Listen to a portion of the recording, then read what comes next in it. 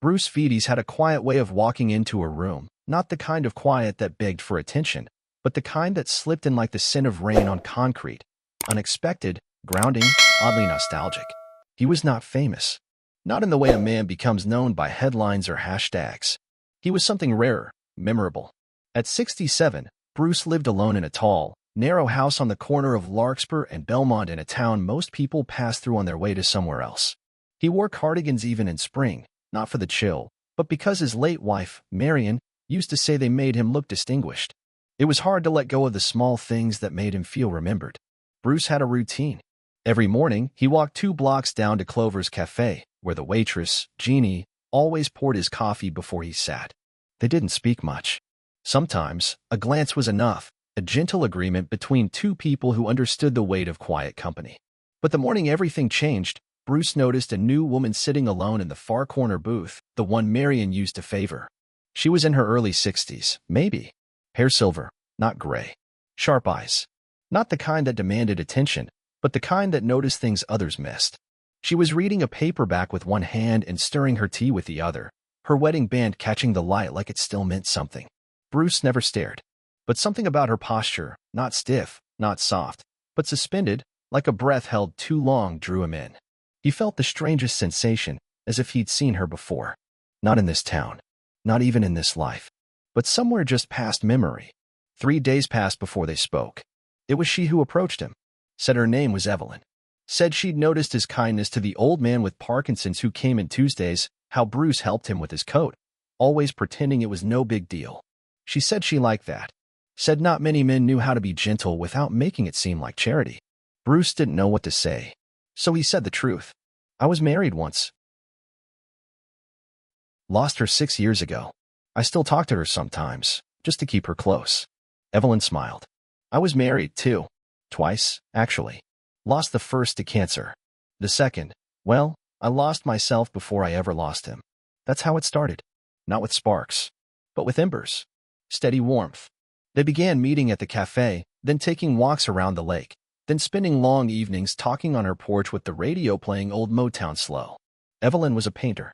She painted mostly women, strong, worn, beautiful in their weathering.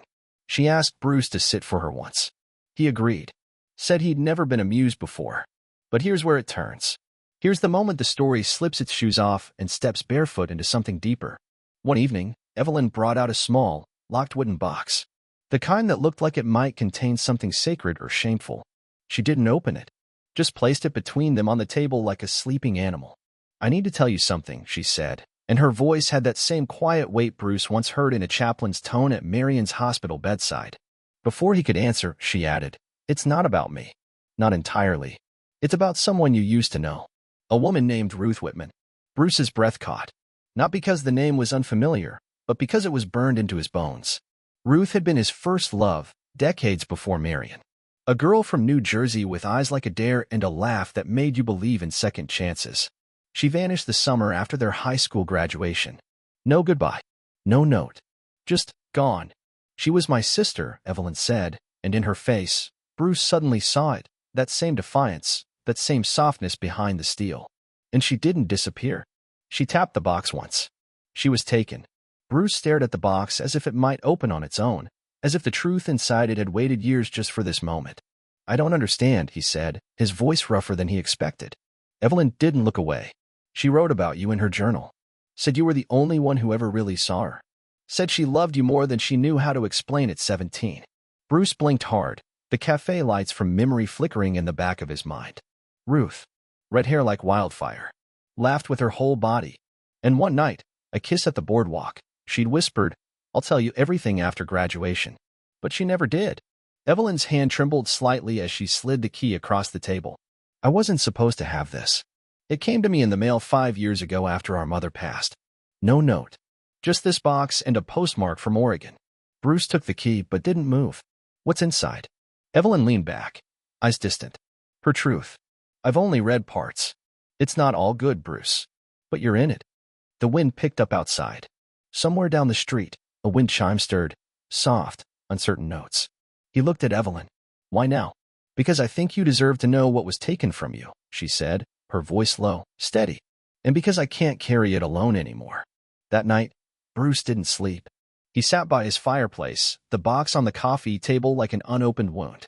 At 3 a.m., with the house silent enough to hear the shift of old wood, he opened it.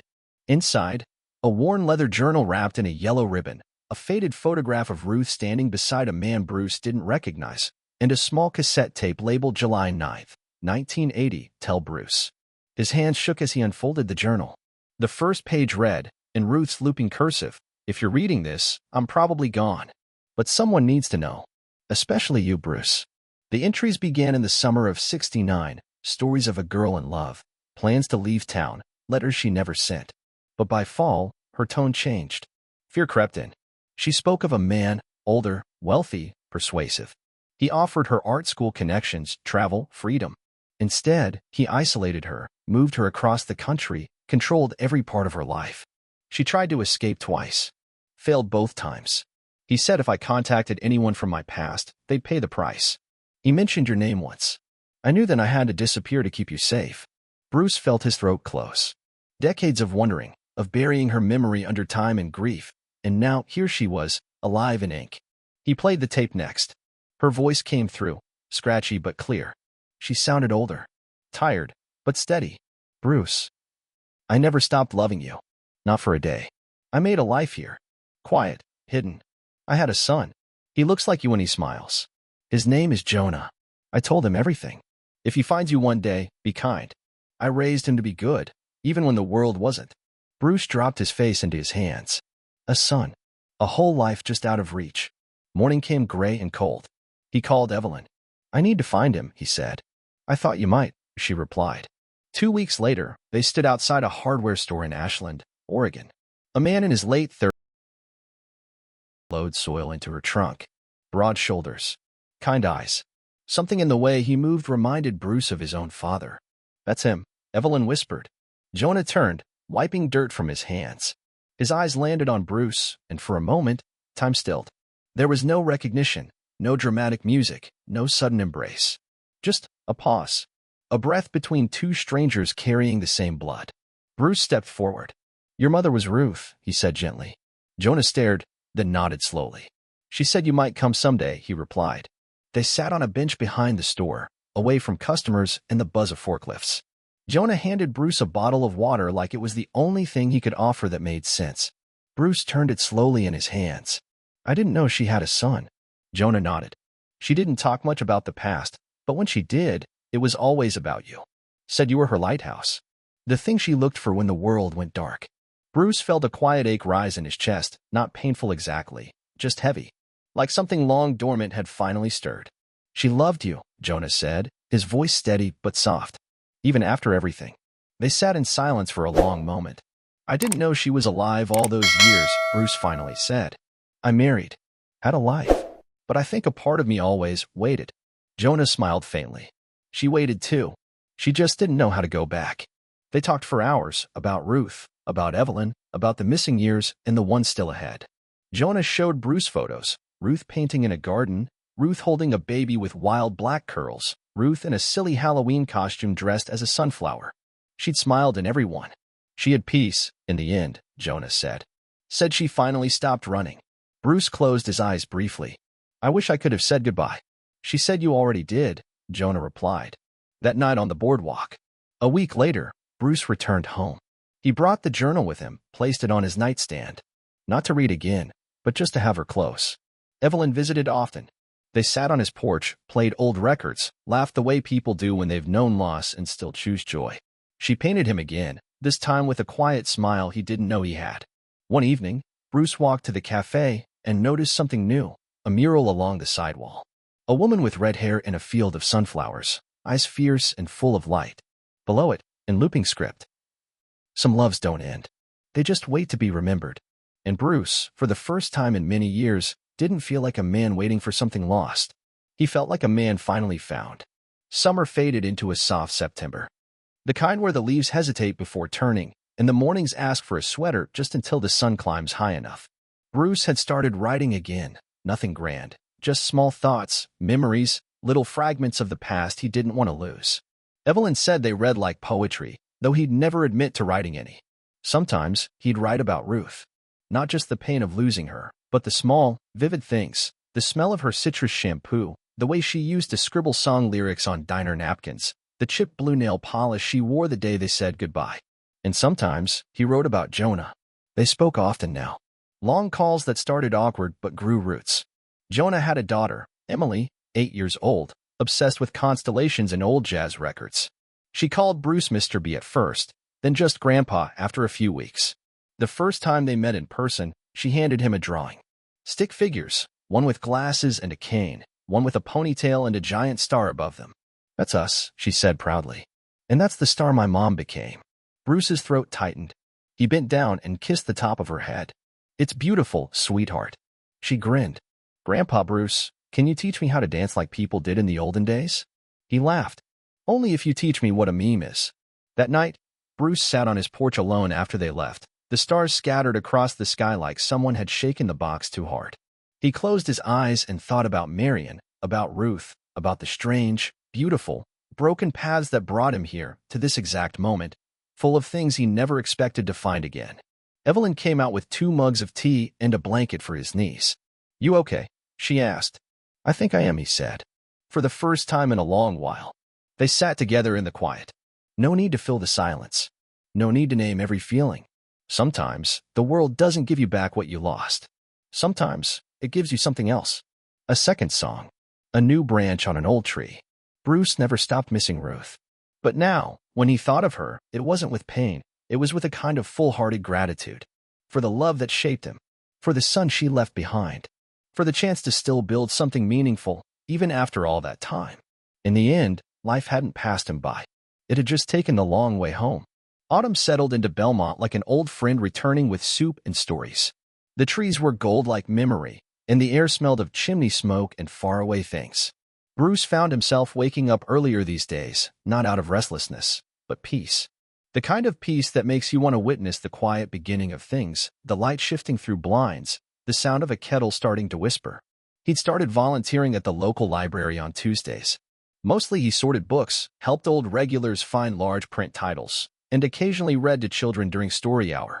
They loved his voice, warm, deep, steady, the kind of voice that could make even a grocery list sound important. One little boy said, "You sound like a train conductor who knows all the secrets." Bruce wrote that down in his journal and smiled every time he looked at it.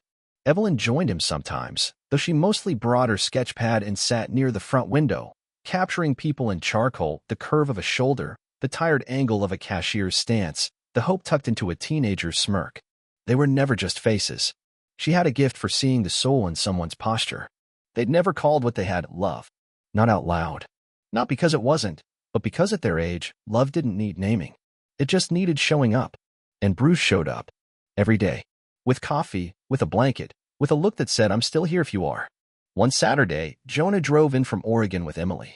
They spent the whole afternoon in Bruce's backyard, raking leaves into absurdly tall piles so Emily could jump into them with wild shrieks. Bruce watched from the porch, laughing every time she called out, "Grandpa, you watching? You watching this magic?" He always was. Later that evening, after she'd fallen asleep on the couch, Bruce handed Jonah a small envelope. Inside was a photo, the one from Ruth's box, of her holding Jonah as a baby, sunlight kissing her cheek. She looked tired, but strong. Alive. "She kept you safe," Bruce said. "And I'm proud of the man you become." Jonah didn't answer right away. He looked at the photo for a long time, then back at Bruce. "Think she'd be okay with me calling you Dad?" he asked, voice low. Bruce didn't speak. Just reached out and pulled Jonah into a hug, one hand on the back of his neck like he was steadying something fragile and precious. That night, when everyone had gone to bed, Bruce sat on the porch with Evelyn again. The stars were out in full, crisp, and near. A dog barked in the distance. Somewhere, a record played a slow, scratchy tune. He took her hand and kissed it gently. "Did you ever think," he said, "that the best part of your life could start after 70? Evelyn smiled. "No," she whispered, "but I never stopped hoping." They sat like that until the air grew colder than memory. Wrapped in blankets, breathing in the weightless truth of everything they'd lost and found and built, one quiet moment at a time. The world, it turned out, still had room for their story. It happened on a Tuesday. One of those unremarkable days, sky pale and indifferent, no wind, no warning. Bruce had gone out early, walking Emily to school while Jonah stayed back finishing coffee with Evelyn. She drew hearts in the condensation of his truck window and told him to text her if they ran late for dinner. He promised he would. Bruce walked a little slower that morning.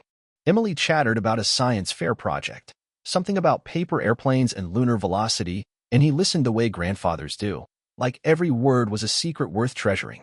Halfway to the schoolyard, she stopped. "Grandpa," she said, squinting up at him. "Did you know your eyes get brighter when you smile?" He laughed. "You think so?" "Yeah. Like, they remember being young." He ruffled her hair. "Well, I had a lot to smile about back then. And maybe even more now." She ran ahead. He watched her disappear into a blur of backpacks and morning bells. For a long second, he just stood there. Let the breeze touch his face. Let the world be still. Later that day, Evelyn found the journal on his bed, open to the very first page, Ruth's handwriting gentle, looping, eternal. "If you're reading this, I'm probably gone. But someone needs to know. Especially you, Bruce." He had gone quietly. No struggle. No storm. Just a man at peace in his chair. Slippers on, one hand resting on the armrest, the other holding a photograph of two women, Ruth and Marion, taped together at the same. The town came out in full for the service. Even the mayor spoke. People he hadn't seen in decades sent letters. Jonah gave the eulogy, voice steady, proud. He was the kind of man who didn't try to fix you, he said, eyes glinting with emotion. He just stood beside you long enough that you started to fix yourself. After the funeral, Evelyn took Emily's hand and led her to the mural at Clover's Cafe, the one of Ruth in the field of sunflowers. But something had changed. Someone had added Bruce beside her, hair tousled by imagined wind, one hand in hers, the other reaching back, toward a little girl in space pajamas, arms lifted, ready to run. Emily stared at it, quiet. Then whispered, "I think he still watches. I think he always will." And maybe he did. Maybe in every song that played at dusk, in every brushstroke Evelyn laid across canvas, and every time Jonah looked at his daughter and saw both his mother and the man who showed him how to be soft without fear. Maybe in the mornings when the sky turned golden for no reason at all. Or in the smell of old books, the laugh that shook Evelyn's shoulders when no one else could make her smile, the warmth of a handprint left on the railing of the porch. He never asked for much, Bruce Fedes. But in the end, he had everything. Love that spanned decades. A family he never expected. A quiet legacy that didn't need plaques or applause. Only memory. Only heart. Only the light left behind when someone truly good passes through this world and makes it softer.